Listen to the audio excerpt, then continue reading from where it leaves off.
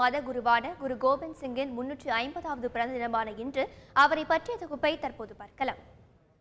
10வது சீக்கிய மத குருவான குரு கோபிந்த் சிங் பீகார் மாநிலம் பாட்னாவில் அவதரித்தவர். ஆன்மீக குரு, தத்துவஞானி, கவிஞர் என பன்முகத்தன்மை கொண்ட குரு கோபிந்த் சிங்கின் இளம் வயது பெயர் கோபிந்த் ராய் என்பதாகும். தனது 9வது வயதிலேயே சீக்கிய மத குருவான குரு கோபிந்த் சிங் வழங்கிய போதனைகளையே சீக்கியர்கள் மிக கடுமையாக பின்பற்றி வருகின்றனர்.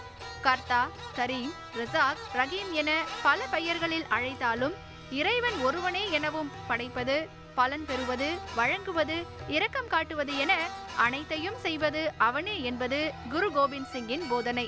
கடவுள் மீது உண்மையான நம்பிக்கை வைத்து அவர் மீது பிரமாணம் எடுத்துக்கொண்டால் கடவுள் நல்வழி காட்டுவார் என்பது கோபிந்த் சிங் அடிக்கடி கூறும் வார்த்தைகள். உண்மையான குருவிற்கு சேவை செய்வதால் பிறப்பு மற்றும் இறப்பு வேதனைகளிலிருந்து விடுபடலாம் என கூறிய அவர் ஒருபோதும் தன்னை கடவுளாக வணங்குமாறு கூறியதில்லை. கடவுள் படைத்துள்ள கோடிக்கணக்கான அடிமைகளில் தானும் ஒருவன் எனவும் அனைத்திற்கும் மேலான ஆண்டவனுக்கு சேவை செய்யும் சேவகன் எனவும் அவர் கூறுவது வழக்கம். தலைமுடியை வெட்டாமல் இருப்பது, மரத்தினால் ஆன சீப்பை கொண்டு தலைவாருவது, கையில் இரும்பு அல்லது ஸ்டீல் காப்பு வைத்திருப்பது போன்ற சீக்கியர்களின் தனி அடையாளத்தை வகுத்து தந்தது குரு கோபிந்த் சிங் தான் என்பதும் குறிப்பிடத்தக்கது.